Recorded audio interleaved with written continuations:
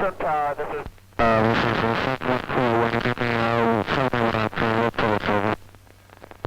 Roger, 1-4. The SNJ is now on the ground. You're number 1. 12419, clear to your takeoff position. 9009, the wind is northwest variable, 5 to 20. Clear to land number 1. Charleston, Rhode Island for 20. I think you're going to take Roger out. The tower, this is 05068, over.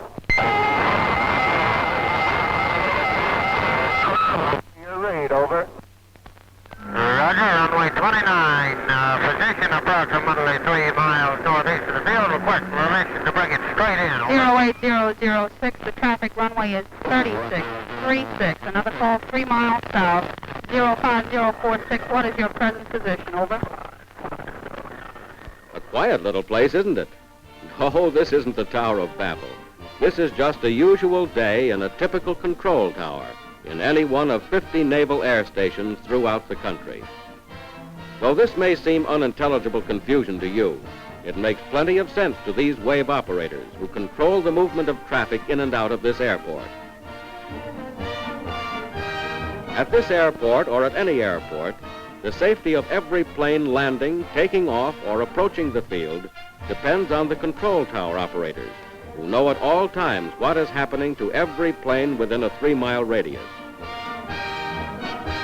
A pilot flying near the 3-mile area of any tower must call in and get clearance to enter the traffic pattern.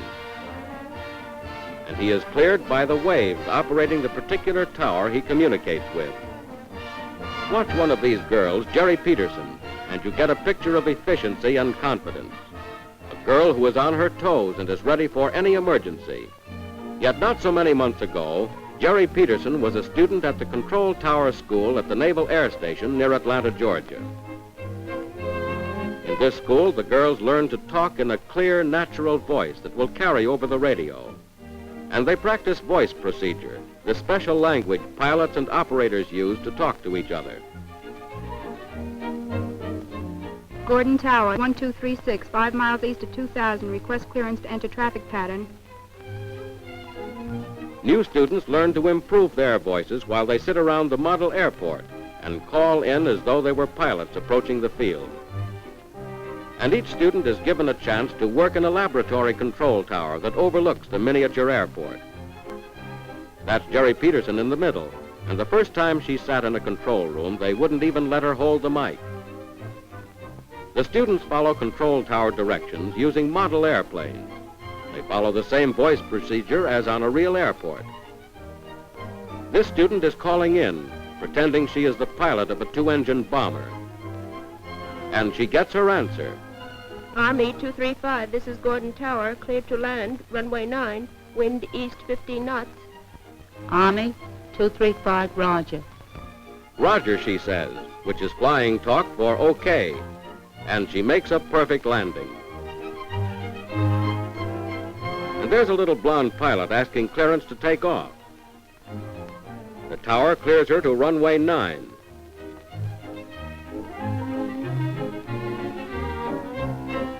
She taxis into position, and then she zooms away, gaining altitude rapidly.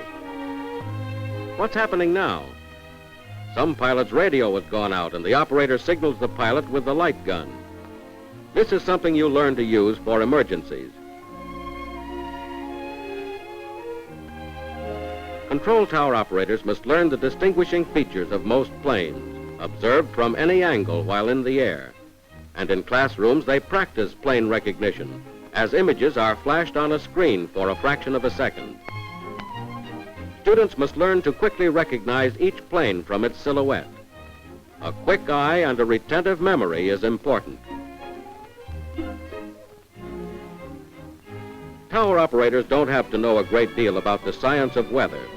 However, they do learn to estimate visibility and ceilings in order to provide information to pilots in the air.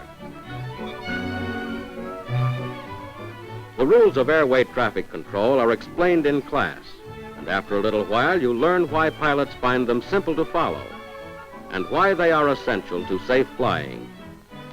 These standard traffic rules apply to the operation of any airport.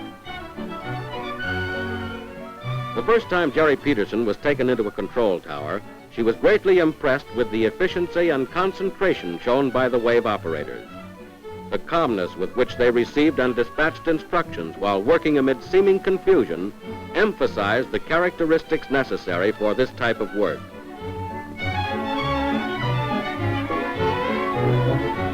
Peterson would like to have asked some questions, but traffic was too heavy.